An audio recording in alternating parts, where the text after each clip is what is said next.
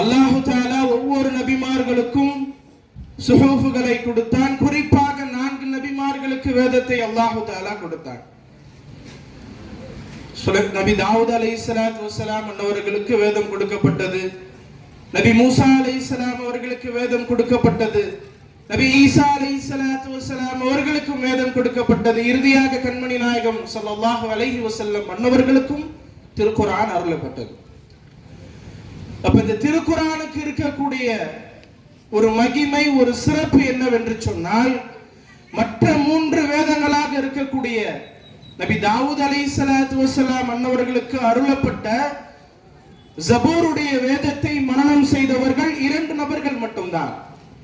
நபி தாவூத் அலைஹிஸ்ஸலாம் மனப்பாடம் செஞ்சாங்க. அதற்கு பிறகு நபி சுலைமான் அலைஹிஸ்ஸலாத்து வஸ்ஸலாம் அவங்க மனப்பாடம் செஞ்சாங்க. அதுக்கப்புறம் மனனம் செய்வதற்கு யாரும் கிடையாது.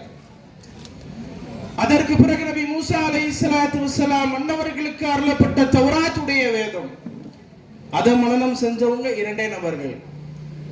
நபி மூசா அலைஹிஸ்ஸலாம் அவர்கள், அவர்களுடைய சகோதரர் நபி ஹாரூன் அலைஹிஸ்ஸலாம். அதற்கு பிறகு நபி ஈசா அலைஹிஸ்ஸலாத்து வஸ்ஸலாம் அன்னவர்களுக்கு அருளப்பட்ட இன்ஜீலுடைய வேதத்தை மனனம் செய்தவர்கள் நபி ஈசா அலைஹிஸ்ஸலாம் அவர்களோடு இருந்த தோழர்கள் ஹவாரியன்கள் மட்டும்தான். அதுக்கு பிறகு மரணம் செய்தவர்கள் யாரும் இல்லை.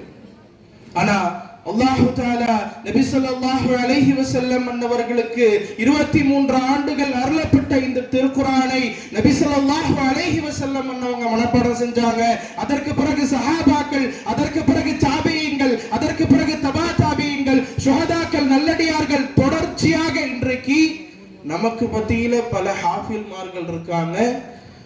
இங்கே 4 ஹாஃபில்மார்கள் உருவாயிருக்கிறாங்க. நாளைக்கு கியாமத்துடைய நாள் வரை இந்த சங்கிலி தொடர் தொடர்ந்து கொண்டே இருக்கு.